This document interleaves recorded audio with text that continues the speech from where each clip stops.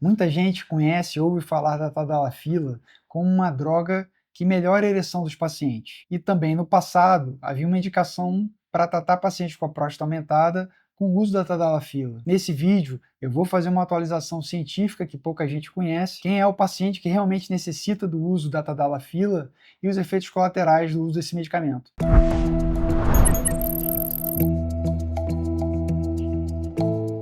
Meu nome é Rodrigo Loureiro, eu sou médico, urologista, especialista em próstata aumentada, na hiperplasia prostática benigna e, aqui no Brasil, uma referência no tratamento da próstata aumentada utilizando laser de Raman. Antes de mais nada, falar novamente que a próstata aumentada ou hiperplasia prostática benigna é um problema de saúde relativamente comum que acomete aos homens após os 45 anos, considerado por alguns até uma doença associado com o processo de envelhecimento masculino, que vai causar muitas alterações na qualidade de vida do homem, especialmente a questão do jato mais fraco, acordar várias vezes à noite para urinar, a sensação de não esvaziar totalmente a bexiga. Inclusive, eu já gravei um vídeo sobre os 7 principais sintomas que envolvem o homem com a próstata aumentada, que vale a pena você assistir. A tadalafila é uma droga da classe terapêutica chamada inibidores da 5-alfa-fosfodiesterase, que é uma enzima que favorece ou facilita o relaxamento dos vasos sanguíneos. Por isso, ela age como um facilitador da ereção, por melhorar o enchimento dos corpos cavernosos, facilitando assim o processo de ereção. A outra questão, que ela é muito utilizada também para tratar pacientes que têm hipertensão pulmonar, porque ela também vai ajudar, relaxando a musculatura desses vasos sanguíneos, o enchimento e as trocas gasosas no pulmão. Se esse assunto interessa para você, se faz sentido pesquisar a próstata aumentada, dá um like aqui nesse vídeo, vai ser importante para a gente também levar essa informação a outros homens, outras famílias que precisam dessa informação. O que muita gente não sabe é que houve uma atualização em relação ao uso da tadalafila na hiperplasia prostática benigna. Então a tadalafila é lançada no mercado no ano de 2001. Por volta de 2015, ela entra nos guidelines, principalmente no guidelines americano e pelo FDA, como uma orientação também para tratar pacientes de uma próstata aumentada. Seria uma forma de você melhorar ali o enchimento também, as trocas sanguíneas nessa próstata aumentada, de forma a reduzir os radicais livres. Com isso, você melhoraria os sintomas dos pacientes. Entretanto, no final do ano de 2022, a última atualização desse guideline em 2022, retira a tadalafila do tratamento clínico dos sintomas de hiperplasia prostática benigna. Ponto. Isso é importante. A partir daqui, existe sim indicação de uso da tadalafila para o homem que tem a próstata aumentada, mas sim, se ele tem dificuldade de ereção também associada. Ou seja, ele tem sintomas da próstata aumentada e também por estar envelhecendo, com outras causas e fatores para isso, também tem a disfunção erétil, a dificuldade de ereção. Então esse homem sim, ele vai fazer uso de medicamentos ou de tratamentos para tratar a hiperplasia prostática benigna e junto a isso também vai ser utilizada a tadalafila como forma de melhorar ou facilitar a ereção do paciente. Isso é uma coisa muito importante também para dizer em relação à tadalafila. A tadalafila não vai garantir a ereção do paciente, é um facilitador da ereção. A gente precisa lembrar que todo processo que envolve a sexualidade, a ereção, tem uma série de agentes envolvidos. O estímulo principal, na verdade, é a nossa cabeça, é cerebral. Você tem que ser estimulado, e aí sim, se você tiver o estímulo, se a questão dos hormônios estiverem funcionando corretamente, se o nível de testosterona estiver adequado, se estiver numa condição boa de saúde, aí sim você vai ter ereção, e nesse sentido, a tadalafila vai favorecer e te ajudar. Se você ficou até aqui nesse vídeo e se interessa para entender um pouco mais sobre os problemas da próstata e seus tratamentos, se inscreve no nosso canal. Essa questão que envolve a tadalafila e a saúde da próstata deixa muitas dúvidas, muitas interrogações na cabeça dos homens. Então a primeira pergunta, será que usando a tadalafila, doutor, eu posso parar de usar os remédios que eu venho usando para tratar minha próstata aumentada? Não vale a pena. Pode ser que esse remédio até melhore seus sintomas. E aí uma coisa interessante para falar, a gente está falando de sintomas. Sintomas é como o paciente se sente. Existe uma questão que envolve uma coisa chamada efeito placebo. 40% dos pacientes podem apresentar. Então, às vezes, o sujeito começa a usar a tadalafila, mas ele está todo com uma melhora da sua qualidade de vida, voltou a fazer atividade física, deixou de usar alguns medicamentos que ele usava para pressão, por exemplo, tem noite de sono melhor. Então ele vai ter uma melhora dos sintomas dele como um todo em relação à hiperplasia prostática. Vai acordar menos vezes à noite, pode ser que ele urine com jato um pouco mais forte, por estar tendo um espaçamento maior entre os eventos de micção. E assim se sinta melhor, mas são coisas distintas, é importante deixar isso claro. O tratamento medicamentoso da hiperplasia prostática benigna é um, e paralelamente pode ser iniciado o tratamento uma das drogas é a tadalafila, para tratar os problemas de ereção que esse mesmo paciente pode ter no seu processo de envelhecimento. A segunda questão, todo mundo pode usar a tadalafila? Todo mundo está liberado para todo mundo? Atividade sexual é também uma atividade física. Se você não tem um coração preparado para uma atividade física, pode ser que você não tenha também preparado para uma atividade sexual, especialmente se ela for mais vigorosa. Se você tem uma dificuldade de ereção, de repente toma um remédio que permite a você manter a ereção por mais tempo, e isso vai manter mais tempo também da atividade sexual, você está mantendo mais tempo também numa atividade física, né? Que pode gerar, sim, algum dano no seu coração se já tiver problemas ali instalados. Então, lembrar disso, né?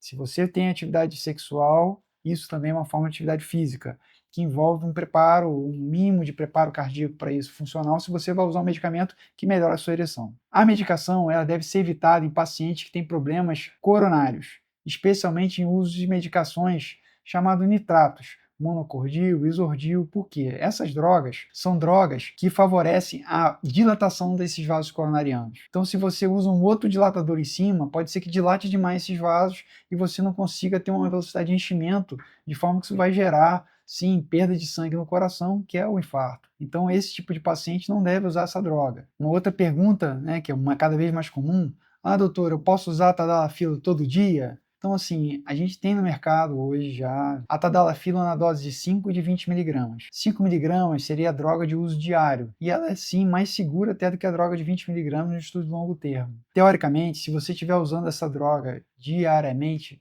5 miligramas, ao final do quarto dia você vai ter uma dose circulante, ou seja, uma dose sanguínea circulante em torno de 10 miligramas. Isso, na maioria das vezes, vai ser suficiente para o homem ter uma ereção de boa qualidade, com menos efeitos colaterais. Essas drogas também têm efeitos colaterais, especialmente na dose plena de 20 miligramas, que deve ser usada em média 1 hora antes da atividade sexual. Duas coisas são interessantes para falar em relação à tadalafila nesse sentido. A primeira é que ela não interage, é uma vantagem, é uma droga que não interage com alimento nem em bebidas. Então você pode sair com a sua parceira, tomar um vinho, jantar, e isso não vai atrapalhar a absorção do medicamento para você ter uma atividade sexual depois. A outra questão, que os efeitos colaterais mais comuns também estão associados com essa questão que envolve a vasodilatação do corpo como um todo, né? Você está tomando um remédio por via oral, ele não vai só lá, né? Não vai só para o corpo cavernoso encher o corpo cavernoso, ele também vai para outros lugares. Então é comum um paciente ter nariz um pouquinho entupido pela dilatação dos seios venosos nas nossas colunas nasais. É comum e é possível ter dor de cabeça por cefaleia, causada também por essa dilatação dos vasos cerebrais. É comum ter a orelha um pouco vermelha, também aquecida, o rosto vermelho, rubor facial, por conta dessa vasodilatação. Um efeito colateral também que é bastante desconfortável, que eventualmente pode acontecer, são dores em grandes agrupamentos musculares, dor lombar, dor nas pernas, isso também pode acontecer, mas tudo tem caráter transitório, né? É importante o médico informar isso ao paciente. A outra questão que é muito comum, de novo, lá em relação às medicações que envolvem tratamento da próstata. O paciente acha que usar a tadalafila vai impedir o crescimento da próstata. Não, não vai impedir. Ainda não inventaram um remédio que voltasse o relógio. Infelizmente, a gente não consegue isso ainda. Existem medicamentos sim que reduzem o volume da próstata, mas são outras drogas. São drogas conhecidas como finasterida, dutasterida, drogas que vocês já ouviram falar, que essas sim reduzem o volume da próstata, mas tem outros problemas relacionados a elas. E se a tadalafila não resolve o problema da próstata crescer, o que vai resolver no final então? O que vai ser o tratamento dessa próstata aumentada? Na verdade, hoje, evolutivamente, a gente tem uma série de tratamentos, né, no prato, vamos botar assim, né? Existem tratamentos medicamentosos, como eu falei para vocês aqui anteriormente, que vão impedir eventualmente o crescimento da próstata ou melhorar os sintomas do paciente, mas não vão determinar uma alteração da progressão da doença. Ou seja, a doença vai continuar progredindo porque a gente vai continuar envelhecendo e a próstata vai continuar aumentando. Existem tratamentos hoje também no mercado, minimamente invasivos, mas também não tem um efeito de tratamento curativo e definitivo para a hiperplasia prostática benigna. Nos últimos anos, a gente tem no mercado 2 tratamentos que são mais que centenários. A gente tem um tratamento chamado de prostatectomia transvesical, a prostatectomia aberta, que foi descrita em 1896, logo ali, quase 2 séculos atrás. E até hoje é o procedimento que é feito regularmente, é o que é autorizado pelos convênios de saúde para a gente tratar próstata que tem mais de 80 gramas. Existe um outro tratamento chamado de ressecção transuretral da próstata, ou raspagem, comumente chamada assim. Então, também é um tratamento que é feito, que retira parte do tecido prostático, não é eficaz para todos os tipos de próstata. Existe uma série de problemas relacionados também a esse tratamento, especialmente o risco de recidiva da doença, da próstata voltar a crescer, e também problemas que envolvem o procedimento cirúrgico em si. Ao longo do tempo, o que aconteceu foi que as pessoas ficaram estudando as formas de se ter o mesmo resultado de desobstrução da bexiga, ou seja, retirada de tecido máximo da próstata, que a cirurgia aberta fazia, mas que tivesse menos morbidade, menos gravidade ou menos impacto na saúde do paciente. Dessa forma, foram desenvolvidos ao final dos anos 90 tratamentos chamados de tratamentos de enucleação endoscópica da próstata, ou seja, tratamentos que retiravam por via uretral, sem corte, sem incisão, essa parte central da próstata que vai causar os sintomas da hiperplasia prostática benigna ou da próstata aumentada. Na verdade, desde 2014, no Guidelines europeu, e desde 2019, no Guidelines americano, é o padrão ouro para tratar a próstata aumentada com qualquer tamanho, próstata de 20, 30, 50, 100, 200 gramas, enucleação endoscópica da próstata com laser de Röntgen. É uma cirurgia onde o paciente faz a cirurgia totalmente pelo canal da uretra. Hoje a gente consegue fazer com aparelhos em média 30% mais finos do que o aparelho da raspagem, por exemplo. Isso é uma grande vantagem, né? Um aparelho mais fino machuca menos o canal da uretra do paciente. E também está associado com menos risco de complicações como a incontinência urinária. A gente tem uma série de trabalhos que depois a gente vai colocar em outros vídeos do canal para explicar isso também. Além disso, é uma cirurgia onde o risco de transfusão sanguínea é menor, porque a gente consegue ver os vasos sanguíneos diretamente enquanto eu estou fazendo a enucleação, a retirada dessa parte central da próstata. Por retirar também todo o adenoma, o risco da próstata voltar a crescer é bastante baixo. É algo inferior a 2% em 10 anos e tem trabalhos até de 18 anos mostrando esse mesmo risco, ou seja, provavelmente você vai fazer uma cirurgia que tem um caráter definitivo para a hiperplasia prostática benigna e seus sintomas.